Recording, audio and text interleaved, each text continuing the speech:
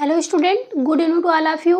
Students, आज की class में हमें शुरुआत करनी है अपने लास्ट यूनिट 8th की, जिसमें हमें ये बात करनी है कि दृश्य श्रव्य जो सामग्री है प्रसार शिक्षा में इसका हम किस प्रकार से प्रयोग करेंगे।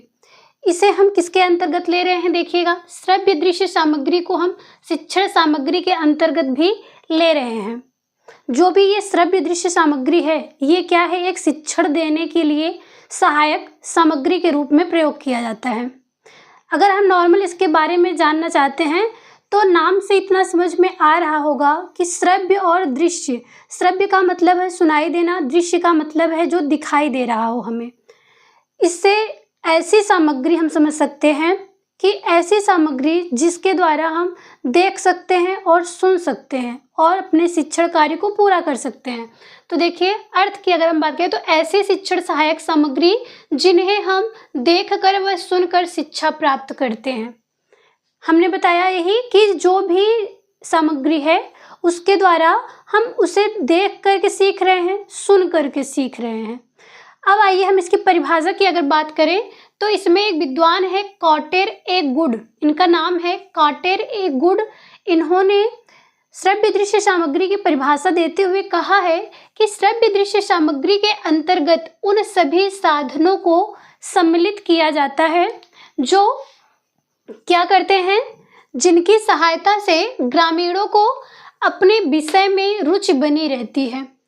यानी कि इनका कहने का ये मतलब है कि जो श्रव्य दृश्य सामग्री है, इसकी सहायता से जब ग्रामीण लोगों को शिक्षा दी जाती है तो उनको अपने विषय में रुचि बनी रहती है कि वो अपने कार्य को सीखने की अंदर से रुचि होती है। और किसी कार्य को सीखने के लिए आंतरिक उद्दीपक की अधिक आवश्यकता होती है जो आपको आंतरिक रूप से प्रेरित करती हो। फिर देखिए उन्होंने क्या कहा है कि तथा वे उसे सरलता पूर्वक समझते हुए अधिगम के उद्देश्यों को पूरा करते हैं। यानी कि जब वो शिक्षण सहायक सामग्री जो है वो कैसी हो, रुचिकर होगी, तो जो इनका अधिगम होगा वो बहुत ही सरलता पूर्वक होगा और जो अधिगम में जो टाइम लगेगा वो भी जल्दी हो जाएगा। उनकी रुचि बढ़ेगी तो सारी चीज़ें आसान हो जाएंगी और उनका जो अधिगम करने का उद्देश्य है वो पूरा हो जाएगा। अब हम बात करेंगे कि जो हमारी शिक्षण सहायक सामग्री में दृश्य श्रव्य सामग्री को लिया जा रहा है, इसके उद्देश्य क्या है, किस उद्देश्य की पूर्ति है तो हम श्रव्य दृश्य सहायक सामग्री का प्रयोग कर रहे हैं। इसमें देखिएगा, अगर इनके उद्देश्य की बात करें तो सबसे पहले है कि ग्रामीणों में रुचि उत्पन्न करना। एक सीक्वेंस से देखते जाइएगा, हेडिंग के वाइज हमने एक नॉर्मल फॉर्म में आपको समझाने की कोशिश की है और इसमें जो भी पॉइंट समझाए जा रहे हैं उसके अकॉर्डिंग आपको एग्जाम में लिखना होगा। तो इस आधार पे आप लोग इसको नोट्स में लिखते जाइएगा। देखिए, पहला पॉइंट है ग्रामीणों में रुचि उत्पन्न करना।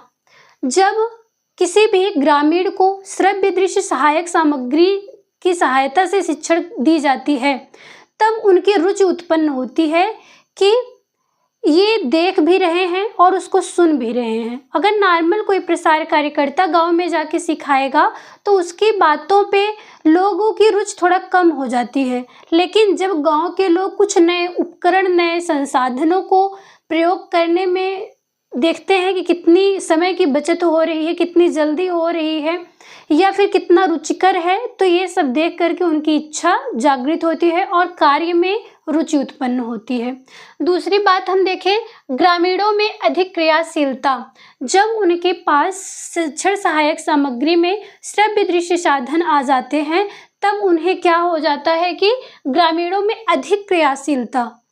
पहले वो नॉर्मल रूप से कार्य कर रहे थे, लेकिन जब उन्हें रुचि आई उनके अंदर तो कार्य करने की जो गति है वो बढ़ जाती है। तीसरी बात है कि ध्यान केंद्रित करना। सबसे पहले आपको बताया गया था कि प्रसार शिक्षा अगर देनी है तो उसके जो स्टेप बताए गए थे आपको, उसमें सबसे पहला पॉइंट था कि उनके ध्यान को केंद्रित करना। और यहाँ पे श्रव्य दृश्य सामग्री के द्वारा ही क्या किया जा रहा है कि गांव के लोगों को ध्यान को आकर्षित करने का कार्य किया जा रहा है। उसके बाद जब उनके हम ध्यान को केंद्रित कर लेंगे उसके बाद बहुत ही आसानी हो जाती है गांव के लोगों को उनकी ही भाषा में उन्हें सिखाने का। इसके बाद अगला पॉइंट है ग्रामीणों के समक्ष सूचनाओं को रोचक ढंग से प्रस्तुत करना।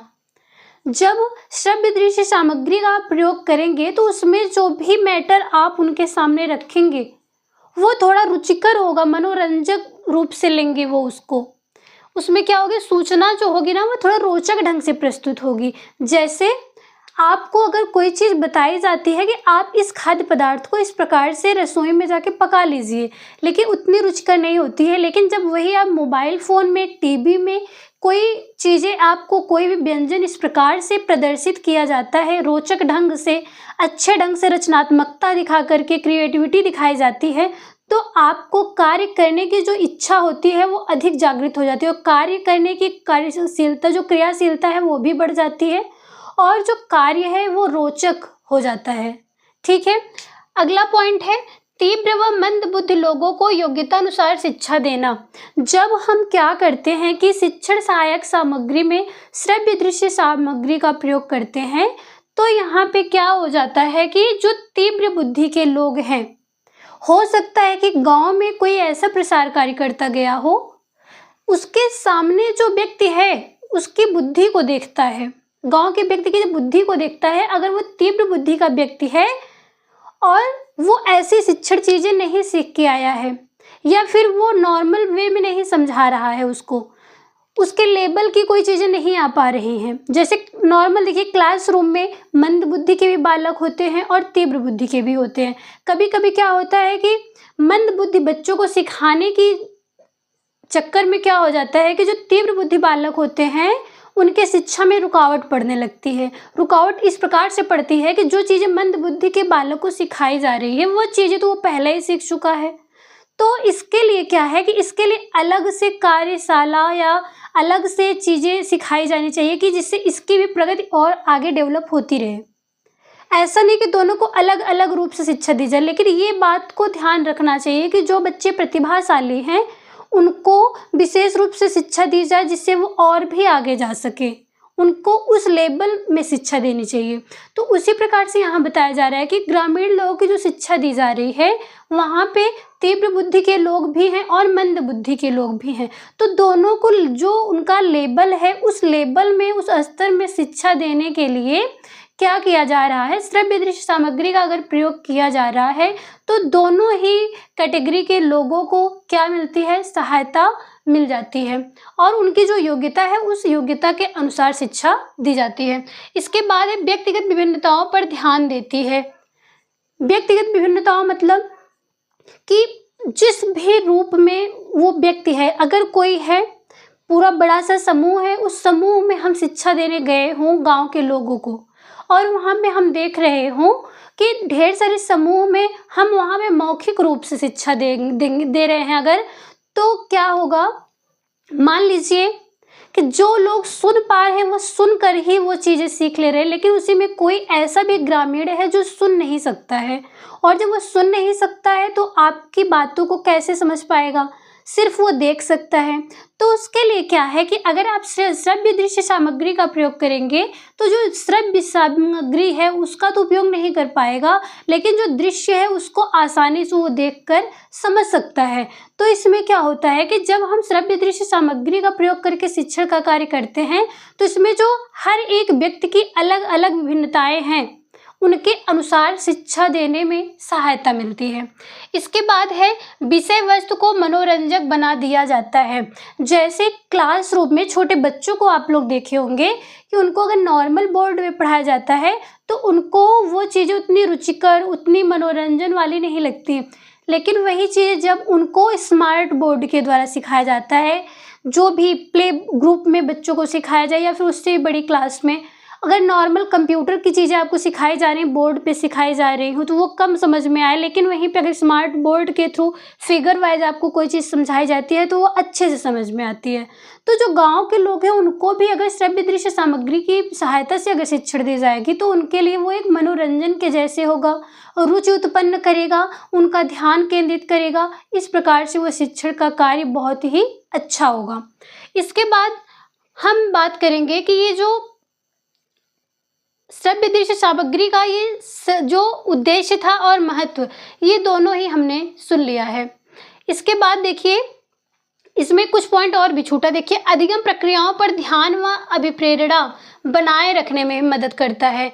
जो व्यक्ति सीख रहा है वो सीखने की अधिगम का मतलब ही सीखना है, जो सीखने की प्रक्रिया है इसमें ध्यान भी केंद्रित होगा और अभिप्रेरणा मतलब कि उन्हें मोटिवेशन भी मिलेगा। ढेर सारे लोगों के फिगर आप दिखा दीजिए उनको कि देखिए ये लोग किस प्रकार से कार्य कर रहे हैं, वीडियो दिखाइए किस प्रकार से वो लोग अपने जीवन स्तर को ऊंचा उठाए हैं। ये सारी चीज़ें देख के वो और भी मोटिवेट होते हैं और कार्य में रुचि आ जाती है उनके। इसके बाद ये व्यक्तिगत भिन्नताएं जो है ये तो हमने देखा ही।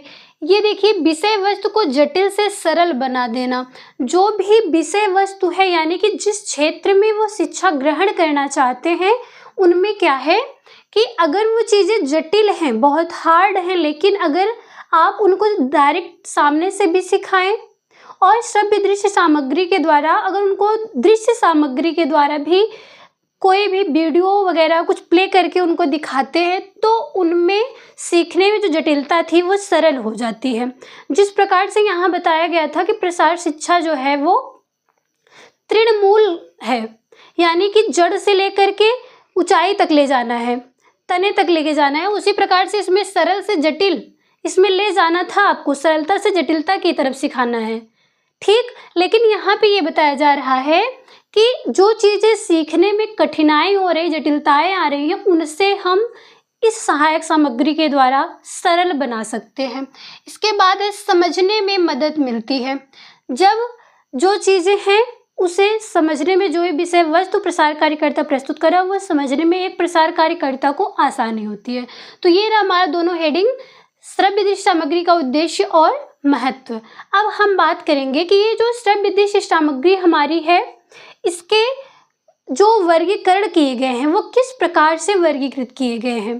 पिछले वाले यूनिट में आप लोग देख रहे थे कि शिक्षण विधियां जो हैं उनका वर्गीकरण किया गया था, उसमें ढेर सारे साधन का प्रयोग किया गया था, लेकिन उसमें आप ढेर सारे उपकरण तो पढ़े थे, लेकिन उसमें से आपको यहाँ पे जो पढ़ना है वो श्रव्य दृश्य सामग्रियाँ हैं। ऐसी चीज़ जो सुन के और देख के लोग सीख सके, ऐसी सामग्री का प्रयोग करना था। तो यहाँ पे अगर हम श्रव्य दृश्य सामग्री के वर्गीकरण की बात करते हैं तो देखिए यहाँ पे जो श्रव्य दृश्य सामग्री इसको 3 वर्गों में बांटा गया।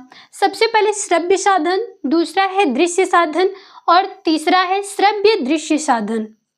सबसे पहले देखिएगा श्रव्य साधन, ऐसे साधन जिन्हें हम इस प्रकार से उपयोग करते हैं कि सिर्फ और सिर्फ उसके द्वारा हम सुन सकते हैं, यानी कि ऐसी सहायक सामग्रियां शिक्षण की जिसके द्वारा हम सुन कर के ज्ञान की प्राप्ति कर रहे हैं, वो श्रव्य साधन होता है।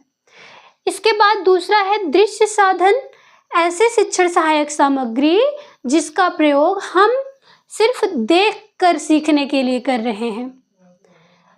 तीसरा है श्रव्य दृश्य साधन, इसमें ऐसे शिक्षण सहायक सामग्री जिसमें हम सीखने के लिए उस विषय वस्तु को देख भी रहे हैं और देखने के साथ साथ सुन भी रहे हैं, वो श्रव्य दृश्य सहायक सामग्री कहलाती है। अब अगर हम इसके एग्जाम्पल की बात करें तो देखिएगा सबसे पहले श्रव्य साधन के बारे में। श्रव्य साधन की अगर हम बात करते हैं तो radio, tape recorder, audio, electronic उपकरण जो भी आधुनिक समय में आए हैं, ये सब जिनके माध्यम से हम फिगर वगैरह नहीं देख रहे हैं, सिर्फ और सिर्फ उस चीज़ को सुन रहे हैं, तब वो क्या है, श्रव्य सहायक सामग्री है। दूसरा है दृश्य सहायक सामग्री में क्या है, चार्ट है, poster, black board, white board, कोई भी मानचित्र है जिसके माध्यम से ढेर भौगोलिक चीज़ें हमें सिखाई जा रही हैं, दिखाई जा रही हैं, मॉडल है, कोई चीज़ें हैं वो हमको नहीं समझ में आ रही। प्रैक्टिकल फाइल वगैरह में आप देखते होंगे कि थियरी के साथ साथ हमें प्रैक्टिकल फाइल में फिगर भी बनाना है, उस फिगर के माध्यम से दर्शाना है। उसके बाद पुस्तकें हैं, पुस्तकें हमें खुद से वो पढ़ा नहीं रही हैं, हम उन्हें देख के खुद से पढ़ रहे हैं, यानी कि वो दृश्य सहायक सामग्री है। अखबार है, अखबार में भी हम क्या कर रहे हैं, देख करके उसको पढ़ रहे हैं। तो इस प्रकार से ये जो भी हमने बताया ये था दृश्य सहायक सामग्री। इसके बाद है श्रव्य दृश्य सहायक सामग्री में अगर देखें तो इसमें टेलीविज़न यानी कि टीवी है, कंप्यूटर, मल्टीमीडिया और अन्य जो आधुनिक उपकरण प्रेजेंट टाइम में चल रहे हैं, ये सब क्या है? श्रव्य दृश्य सामग्री। इनको हम देख भी रहे हैं और इसके साथ ही साथ सुन भी रहे हैं। नॉर्मल देखा जाए तो ऑडियो कॉल जब बातें होती हैं तो उसमें व्यक्ति सिर्फ और सिर्फ बातों को सुनता है। फोटो देख रहा है तो सिर्फ और सिर्फ उस फोटो को देखता है। लेकिन जब वही वीडियो कॉलिंग पे कोई बात कर रहा हो तो वहाँ पे फेस टू फेस बातें होती हैं, यानी कि वहाँ पे जो संचार की प्रक्रिया चल रही होती है उसमें व्यक्ति दिख भी रहा है, बोल भी रहा है और अगला व्यक्ति सुन भी रहा है। यानी कि देखना, सुनना, इन सभी माध्यम का प्रयोग किया जा रहा हो, ऐसी शिक्षण सहायक सामग्री जो है वो दृश्य श्रव्य सहायक सामग्री है। तो इसमें ये जो भी एग्जाम्पल दिए गए हैं इनको आप एक एक करके डिटेल्स में जो इनके बारे में समझाया गया वो लिखिएगा और इनके फिगर को भी सीख लीजिएगा बना करके, क्योंकि एग्जाम में जब आता है तो इस प्रकार से दिया जाता है कि शिक्षण सहायक जो सामग्रियां हैं उनका चित्र बनाकर अगर आप वर्गीकरण करते हैं तो आपके मार्क्स बढ़ जाते हैं। तो ये सब पॉइंट्स आप अच्छे से ध्यान रखिएगा। नेक्स्ट हेडिंग है हमारी श्रव्य दृश्य सामग्री। जो हम पढ़ रहे हैं यहाँ पे उसका चयन हम किस प्रकार से करेंगे। गांव के लोगों को शिक्षा देनी है तो किस प्रकार से चयन करें कि वो गांव के लोगों के लिए अच्छा साबित हो और उनका अधिगम पूरा हो सके। तो देखिएगा, सबसे पहला पॉइंट है कि श्रोता की स्थिति क्या है, यानी कि जो ग्रामीण व्यक्ति है जिसे शिक्षित करना है उसकी स्थिति क्या है। वो देख पा रहा है या नहीं, वो सुन पा रहा है या नहीं, उसकी मनोदशा क्या है। ये सारी बातों को, यानी कि उसके सभी पक्ष को आपको ध्यान में रखना होगा कि वो व्यक्ति कैसा है। इसके बाद है दूसरा, आर्थिक स्थिति क्या है। आप उस व्यक्ति की आर्थिक स्थिति का भी ध्यान रखेंगे कि वो व्यक्ति जो है जिस सहायक सामग्री का हम प्रयोग कर रहे हैं या फिर जो चीज़ें उसे सिखा रहे हैं कि आपको कोई समस्या हो तो यहाँ से सीखिएगा, ये करिएगा, वो करिएगा, जो भी चीज़ें हम सिखा रहे हैं उसके लिए ये इम्पोर्टेंट है कि उस व्यक्ति की आर्थिक स्थिति भी हम देख लें कि उसके पास वो चीज़ें उपलब्ध हो पाएंगी या फिर नहीं हो पाएंगी, क्योंकि आपको ग्रामीणों को शिक्षा देने के लिए यहाँ पे मित व्ययिता का भी ध्यान रखना है। उसके बाद देखिएगा रुचि के अनुसार भी आप देख सकते हैं। सबसे पहले आप ग्रामीणों की रुचि को देखिए, उनकी रुचि सीखने में है या नहीं है। अगर रुचि सीखने में है तो आप उनको नॉर्मल भी सिखा सकते हैं, लेकिन अगर जब उनकी रुचि थोड़ी कम है, ध्यान उनका कम केंद्रित हो रहा है, तो आप इस प्रकार की शिक्षण सहायक सामग्रियों का प्रयोग करके गाँव के लोगों को शिक्षित कर सकते हैं, उनके ध्यान को केंद्रित कर सकते हैं उस विषय वस्तु पर और उनकी रुचि को भी जागृत कर सकते हैं। इसके बाद नेक्स्ट पॉइंट है यातायात को भी हमें ध्यान में रख करके चयन करना है। ऐसे गांव में हम शिक्षा देने जा रहे हो जहाँ पे श्रव्य सामग्रियाँ जो है वो सब ले जाने लायक ना हो। खेत में कहीं पे आप कृषि का कार्य सिखा रहे हैं वहाँ जाना हो, मत्स्य पालन है वहाँ पे जाना है, तो ये सब क्षेत्रों को भी ध्यान में रख करके आप वहाँ पे यातायात की सुविधाओं को देख कर भी क्या कर सकते हैं, शिक्षण सहायक सामग्री का चयन कर सकते हैं। इसके बाद है स्थानीय समस्या। जो स्थानीय समस्या है, मान लीजिए आप श्रव्य दृश्य सामग्री का प्रयोग करके शिक्षण देना चाहते हैं, लेकिन ऐसे गांव में गए जहां पे ये सारी जो सामग्रियां हैं वो चल नहीं सकती हैं। क्यों? जैसे आप टेलीविज़न लेके जा रहे हैं, वहाँ पे सिग्नल नहीं है, आप कोई मोबाइल फ़ोन लिए हैं, स्मार्ट बोर्ड लिए हैं जहाँ नेटवर्क का इशू है, तो आप किस प्रकार से उनको शिक्षा दे पाएंगे। या फिर ऐसी चीज़ें जहाँ पे आप गए हो, वहाँ साउंड से लोगों को कुछ समस्याएं हो रही हों, उनको देखने में समस्या हो रही हो, यानी कि जो भी चीज़ें हैं हमें उनकी जो स्थानीय समस्या है उसको भी ध्यान में रख करके हमें अपनी सामग्री का चयन करना है। इसके बाद है संख्या, यानी कि जो गांव के लोग हैं वो कम संख्या में है या अधिक संख्या में है, व्यक्तिगत रूप से सिखाना है कि सामूहिक रूप से या जनसंपर्क के माध्यम से सिखाना है। इन सभी बातों को ध्यान में रखकर ही एक प्रसार कार्यकर्ता इस श्रव्य दृश्य सामग्रियों का प्रयोग करके गांव के लोगों को शिक्षित कर सकता है। तो इस क्लास में आपको ये नॉर्मल बताना था कि जो प्रसार का कार्य आप कर रहे हैं ना, उसमें श्रव्य दृश्य सामग्री का प्रयोग करके गांव के लोगों को शिक्षित करें। उनका उद्देश्य क्या है, उनका महत्व क्या है, किस प्रकार से ये वर्गीकरण दिया गया है और इसमें किस प्रकार से हम इन सामग्रियों का चयन करेंगे।